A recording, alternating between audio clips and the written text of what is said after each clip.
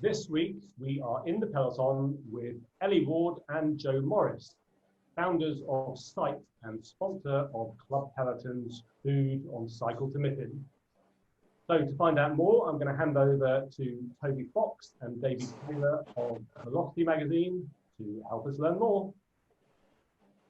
Thanks very much, Nick. Yes, we're here with, as Nick says, Elly Ward and Joe Morris, who are sat in their brand new, spanking new coffee shop and eatery, I suppose you'd call it. It's called Sight, which I think opens tomorrow. But Joe will tell us more in a mo, and Elly will too, as they walk around the premise and give you a bit of a sneak preview. We're going to talk for about, I don't know, 20 minutes or so. We welcome some questions if you can pop those on the Q&A function down there somewhere. And we are also going to do our legendary, by now legendary, quick fire round, which is signalled by this wonderful horn, which you probably heard before. So, Joe, I think we'll go over to you straight away. And Elly, how are you both? You've been preparing your new place, and it's all been ready for quite some time now, I think, right? Yeah, our morning started with the delivery of two massive, several tons worth of sand and topsoil and compost before breakfast. So we haven't actually had any breakfast or any lunch or anything. We've been hard at it all day. And yeah, the plan is we're going to try to launch the thing softly this weekend and then really up and running for the following week and onwards is the big plan. So what's been the impetus to open now in lockdown? Is it just you wanted to seize while it's all sort of quiet, or what's the thinking behind that? I think it's been effectively, we just go to pedal back a little bit. We bought the property in a sort of dilapidated state last September, October, and that in itself was a massive undertaking to try and get hold of this thing. It's an old post office, sort of 100-something years old in a conservation area in the middle of Hackney, with opposite a kind of emerging, I suppose, place.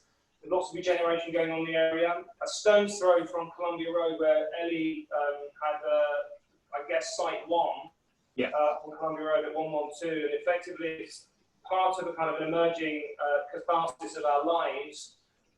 And we left that property in January this year, and effectively from January and through lockdown, and in fact going back to early last year, we've been hands-on literally up to our neck in it. Living on the site, building the site, converting this thing. And I guess the idea being that enough is enough and we have to open at some point. So, this is the closest that we currently have to having sufficiently completed that we could start to serve people. Joe and Elly, I find that this is staggeringly hard to believe, but I've got a question written down here that says that there may be people out there who don't know what your connection to Club Peloton is. And maybe they don't really know your background and connection with the property industry either. So do you want to give us a little bit of a background there? Yeah, sure. I'll do me and then Elly can do Elly, and then we can talk about what we've both done together. So I have been running a company called Morris & Company. Prior to that, it was a company called Doug and Morris Architects, and it's effectively a sort of 16-year, 50-man architects practice, working with many of the kind of leading sort of developers and clients and patrons of architecture in the UK. And about 2 years ago, one of my longest-standing members of staff, a guy called Elly Ward, moved to Copenhagen. So I thought, let's open up a Copenhagen office as well. And it's now staffed by 4 people, and we have connections with the Danish Academy as well. And in fact, the guys out in Copenhagen are actually currently in Munich, collaborating with a Berlin-based practice who used to be an ex-MoCo employee on an invited competition for a major new office development. And then Elly and I have been together for 4 years. We've been married for 4 years, and Elly's from... Where in the world? Well, not where in the world, but your background. Who are you? You've got someone to tell you I'm from Essex, I guess. Yeah. I have a background in architecture, much more recent than Joe. I studied late in life after a kind of eclectic career of doing all kinds of things from graphic design to working in hospitality, actually. And I worked in architecture for a while, more on the sort of academic and art side of things. I worked with a couple of interesting martial arts focused practices like fat and muff, and then I set up on my own for a while. And the first version of Sight, we're calling this kind of second Sight as a kind of back name, but the first site opened on Hackney Road 2 years ago with the intent of being a kind of studio and gallery space for me to work in, but very quickly and unintendedly it kind of turned into a coffee shop as a result of having a very good coffee machine and a kind of nice steady supply for vegan goodies, vegan cakes and pastries, having recently turned vegan. And it kind of coincided with this kind of really big change in Joe and I's life, where we switched almost pretty much overnight to a kind of vegan lifestyle, and haven't looked back. And kind of slowly, I think the business and everything that we do increasingly is kind of focused in a completely new philosophy around that. So. I'm still kind of designing and thinking and making on the side, and I hope to be doing a lot of that here. Definitely kind of experimenting with materials and designing, and certainly running workshops and things like that. But it's all based around a kind of new philosophy, which is about doing more with less and being conscious and compassionate and looking after each other. Yeah. Can I just ask you to take us through that vegan moment when the night before and the next day? What was the straw that broke the organic camel's back? Yeah, I think we're both fundamentally at core very motivated, very energized people, and have been very active in our lives as well. And I think that London as a city, as a place, as an economy, takes a lot out of you. It's quite a brutal existence, particularly in architecture, both whether or not you're teaching or you're running a small practice or a bigger practice. It's a relentless slog to existing, and actually it has a detrimental impact on your life, and you end up by default getting into a whole sequence of not particularly good habits, alongside obviously the cycling and all the things that we've been doing with Club Peloton and all the kind of forays out and any training for marathons and so forth. Maybe you drink a bit too much, you don't eat a great diet and so forth, and at some point in your life you see yourself in the mirror and you're not entirely happy with what you're seeing.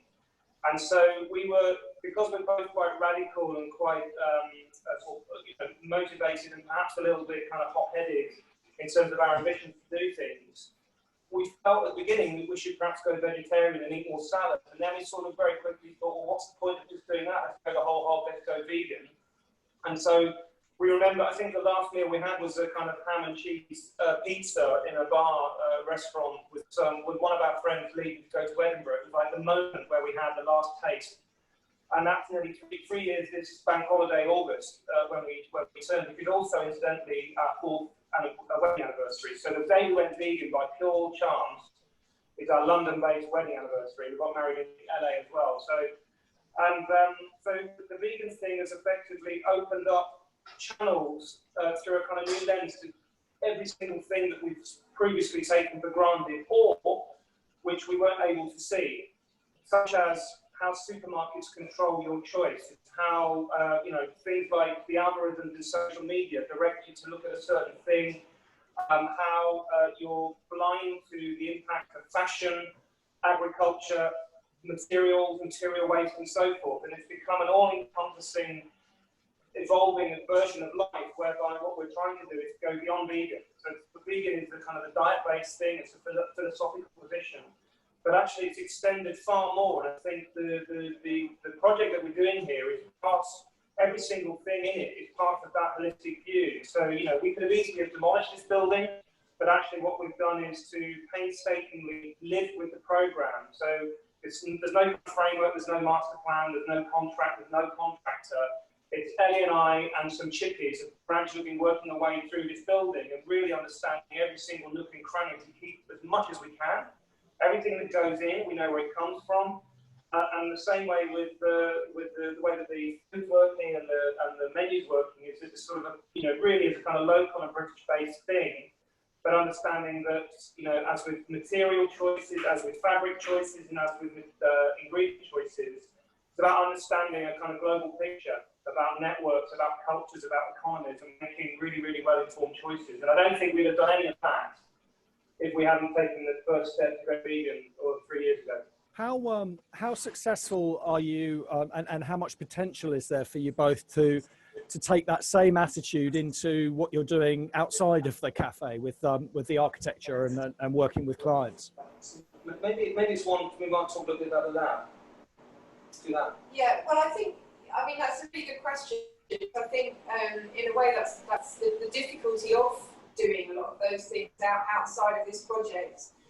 It is kind of the reason we're doing this project in a way, because we get to, you know, we're the client, you know, for this project. We get to call the shots, we get to make every decision, be it materials, like in supply chain, you know, funding, down to everything. And I think one of the frustrations about working in architecture, and also Joe and I have worked at completely different scales, you know, with this problem, is that you don't have that opportunity when you're doing projects for other people.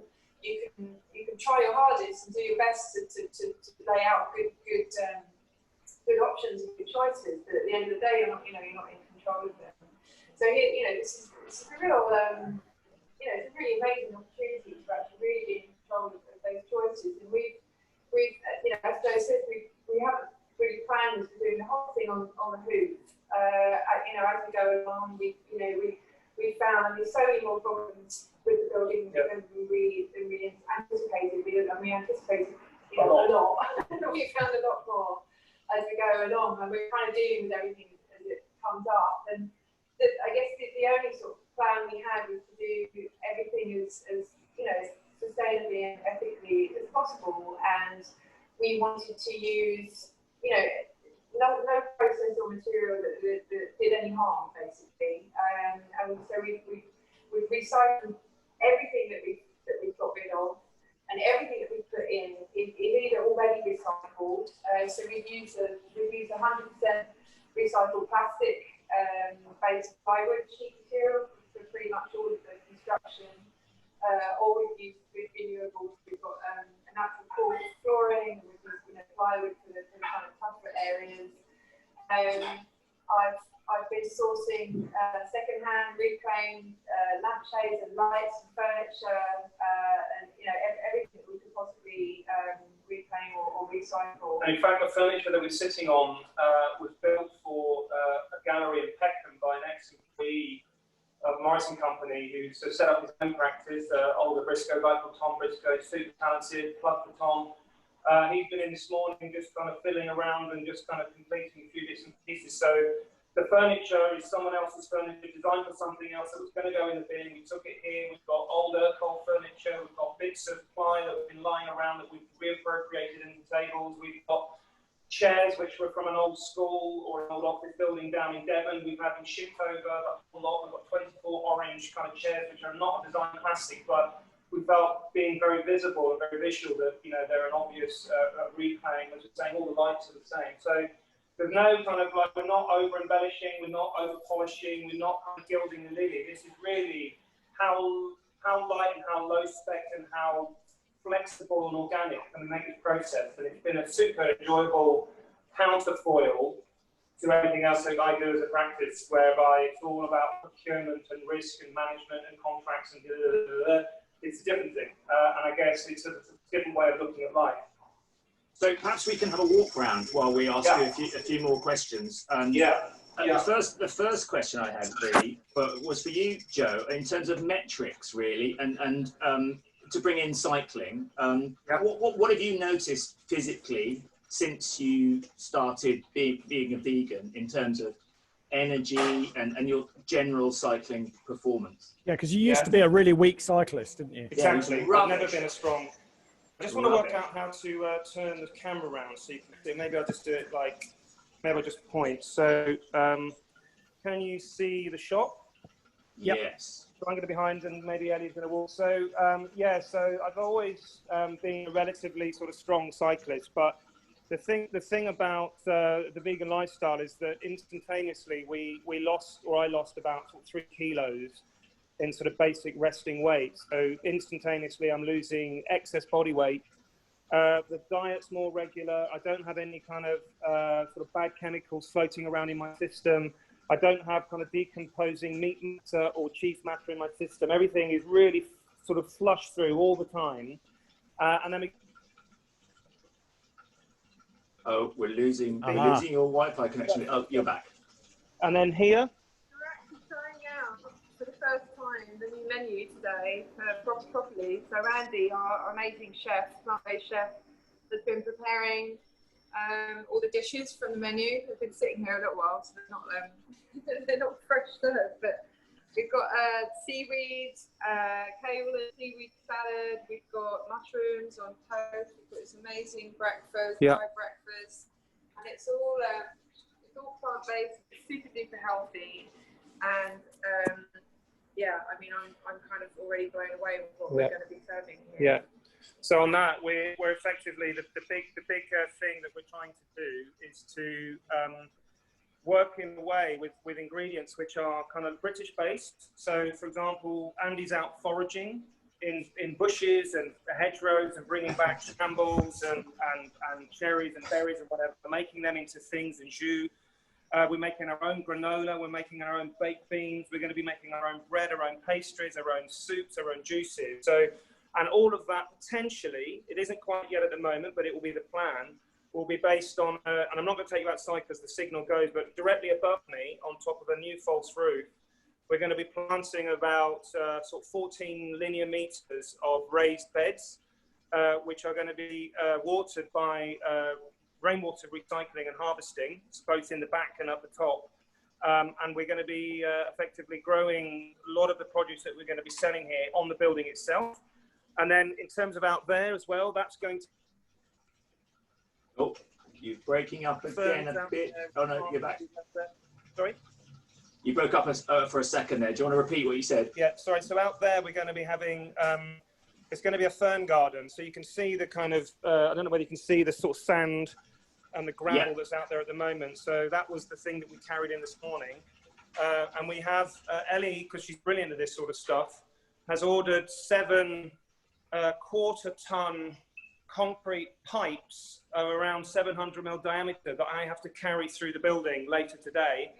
They're reclaimed from underground drainage up in somewhere in the Midlands, and they're being delivered on a massive crate as we see, so they could arrive as we're talking. But they're going to become the beds for further ferns, for native species, for exotic species.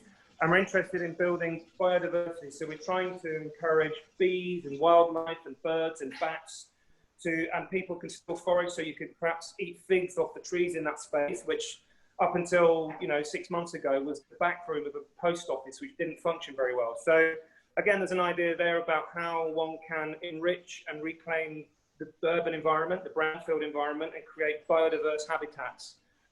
And I'm going to go to the lab. Take downstairs. Yeah, take down to the dungeon. Lab. Yeah. These are all, you see that? That's all kind of local hanging plants. Again, we're trying to work with local distributors and local growers to build, to kind of help us plant at the moment. And obviously we're on Columbia Road, which has its own thing. And then this is what we call lab. Yeah. So this is going to be where Elly, and you can explain yourself perhaps. Can you see that? What has happened down here, Elly? Well, we called it kind of a flexible space that we didn't really know what we might use it for, but it's emerging as a kind of, we're calling it the lab because we think we're going to do lots of experiments down here with food. Not with you, David, but with food.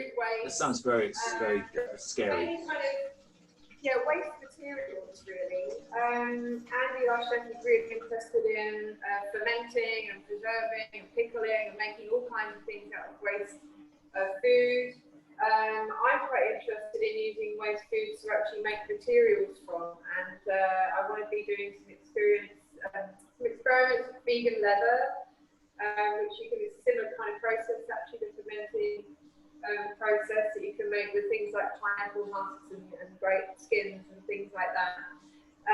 working with a few different experts and maybe a few hookups with local universities as well. We might kind of loan the space out to a student or a kind of resident material experimenter. But we'll also probably do events and things down here. So we'll do like workshops and maybe some tastings. Yeah. And anything's possible in the lab. Yeah. Actually, I just wanted to plug Elly's T-shirt. I don't know whether you can see that. I think David's got one. David's got one. I've got one, yeah. That's covered in this morning's grime. That's got today's sand all over it, and didn't have time to change. We thought it was better to keep it light. Keep it real. For anybody who's offended by that, we apologise for that word lentil. Lentil, yeah. This is the kind of the storeroom. This is where we put Andy when he's naughty. He makes stuff, and it's like all homegrown, homemade sort of stuff down here. I'm going to take you back upstairs. Yeah. Magic. While you're doing that, let's invite the viewers to send in any questions they might have for Joe and Elly, either about Club Peloton and architecture, or about the cafe itself, or about the vegan lifestyle. If there's anything you'd like to put to our two guests today, let's have the Q&A. But in the meantime, quick fire round. The first one's for Joe. Would you rate out of 10 these following cities for their cycling infrastructure? London. 6. Paris.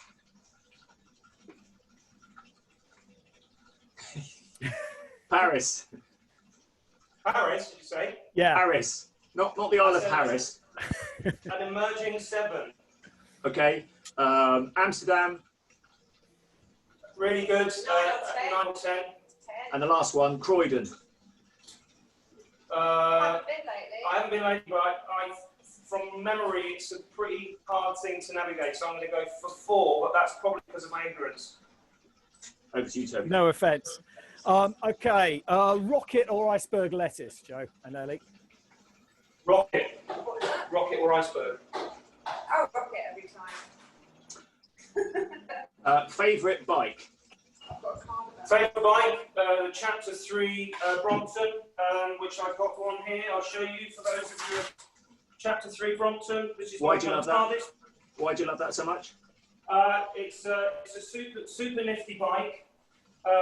It's a kind of streamlined Brompton. It's a lighter than all the others. It's designed in collaboration with David Millard, who's an ex-Peloton rider and professional cycling and drug cheat. But also it's a kind of bike that every time I ride it, pretty much every single person who knows about bikes that I say, I'm so jealous of your bike. So it's a lot of kind of street cred kudos as well. Okay. Excellent. Running versus cycling. Cycling. Running. Why? What do you get out of running that you don't get out of cycling, Elly? You don't need anything to go for a run. You can literally just get up and go. You don't have to worry about flat tires, locks, kit, any like special stretchy weird clothes. You can literally just go for a run wherever you like. I like the freedom, and I probably get the same kicks out of it. The sort of the wind in your hair and the kind of meditative effect from it. But less equipment for me. I think there is something quite pure about running. So in my previous version of life, I was a very avid triathlete. So I was a swimmer, runner, and cyclist. And cycling is something that's emerged as being more of a pastime because I did so much running as a child, and my knees are so ruined by it that cycling is about the only thing that I've got left that I can do. Quick fire. Quick fire. How much will a flat white cost, and will there be cake? Do you know what? I haven't put a price on it yet. Lower. Are you going to break the £3 barrier? Lower. £3. Okay. Yeah, we're getting our coffee from Ozone, who are the local kind of roastery just up the road, and then charging £3 for a flat white or a latte. It's like £3 a coffee. Apparently, that's the going rate now. So, and that's with alternative milk as well, because we're not having, obviously, we're vegan, so there's no dairy milk here. So our milk all costs a little bit more than dairy milk. So £3 for an oat milk flat white. It's pretty cake that you can throw a cake at. Okay. Right, Lots of different types of milks as well. And in fact, it's worth noting that we've got a new one, which is a pea-based milk. Come down and try a kind of flat white with a pea-based milk, and you'll. How do they milk them? How do they milk them? They've got tiny udders. Yes. Is this P with an A? Just be clear. Yes. Yeah. Sorry. Good question, Toby. Good question. Yeah, I had to bring it down. Okay. Yeah. Favourite bean? Oh. I like a pinto. Yeah. Mung. Oh, eclectic choices. What's the bean briefing for our beans, Andy, that you did yesterday? What's the bean that we're using in our beans? Oh, that's Carlin P. It's Carlin P. Carlin, C-A-R-L-I-N. Carlin P. Is that making? Yeah, great album. Great album. We're making smoky barbecue beans out of peas. Yeah. Okay. Next one. Have you ever broken anything in your body, and what was it, and how did you do it? Oh yeah, I've broken this finger last year, that finger a few years ago, and my right arm. Cycling? Two cycling injuries, and then I fell out of a tree when I was 10.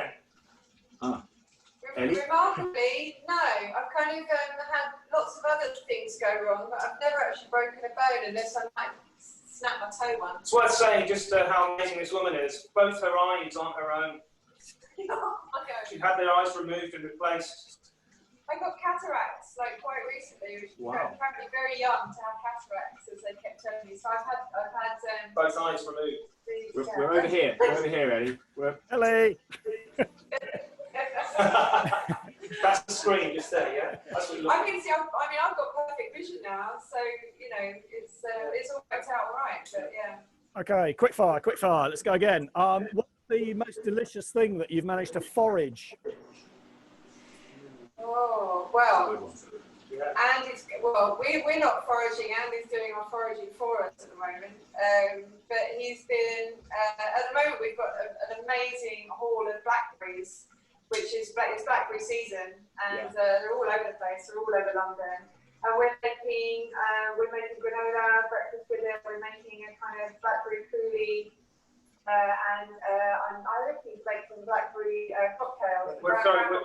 We're also making our own yogurt to go with the brambles and with our own homegrown granola. So every single thing here, we haven't gone down to Tesco to get this. We're making everything on site. Actually, that plays into a question from a viewer. Mike Peregrine's asking. Hi, Mike.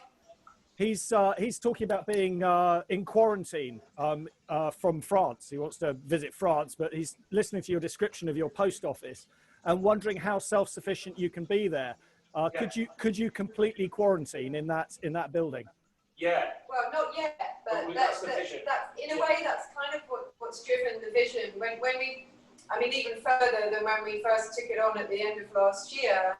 The idea was to be plant-based and sustainable and ethical, but the lockdown has, I think, forced everyone to completely reconsider, how we, where food comes from. I think we all experienced a big scare right at the beginning of the lockdown when resources were scarce, and I think that's done everyone a bit of good. Actually, it's worth noting that Andy, sorry. It's worth noting that when we went into lockdown, bearing in mind that vegans generally eat chickpeas, everybody else ate chickpeas. So all the chickpeas disappeared en masse, all the shelves. It was interesting just how much the sort of simple idea about kind of protein-rich pea also can feed a nation. So again, just bearing in mind that everyone went kind of semi-vegan almost overnight out of lockdown fear.